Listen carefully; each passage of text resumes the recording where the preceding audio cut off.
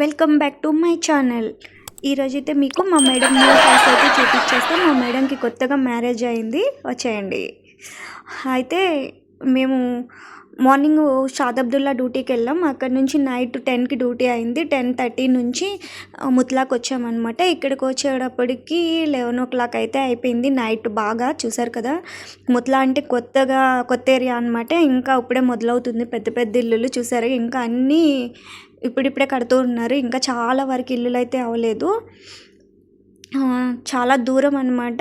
వచ్చేటప్పటికి చూసారు కదా, స్టార్టింగ్ డోర్ అయితే తీసి మా మేడం లేదు, వెళ్ళిపోయింది. స్టార్టింగ్లోనే హాల్ చూసారుగా ఎంత పెద్దగా ఉందో. ఇక్కడ వచ్చేసి ఇక్కడ రూల్ అయితే పెళ్లి ఖర్చు మొత్తం మగవాళ్ళే పెట్టుకుంటారు. ఇదిగో చూసారు కదా, ఈ హౌస్ కొనాలి. హౌస్, గోల్డ్, మళ్ళీ బంగారం కూడా చాలా పెడతారు. మీకు బంగారం వీడియో అయితే నేను అప్లోడ్ చేస్తాను, చూడండి ఎంత బంగారం పెడతారు కువైట్ వాళ్ళు. ఇది వచ్చేసి బెడ్రూమ్ అనమాట. దానికి అటాచ్డ్ బాత్రూమ్ కూడా ఉంది. ఇంతకు మా మేడం ముతలాకి ఈ టైంలో మమ్మల్ని ఎందుకు రమ్మంది డ్యూటీకి అనుకుంటున్నారా? ఓన్లీ ఆ బెడ్షీట్ మార్చడానికండి. మార్చడం కోసం డ్రైవర్కి ఏమో 6 KD, నాకు 5 KD, నాతో పాటు వచ్చిన అమ్మాయికి 5 KD. మొత్తం ఎంత చూసారు కదా. వాళ్ళకి డబ్బు ఏముందండి.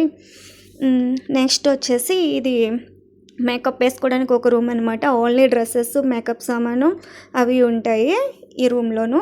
చూసారు కదా, పర్ఫ్యూమ్స్, అబ్బా అన్నీ కూడా చాలా ఎక్స్పెన్సివ్ అండి.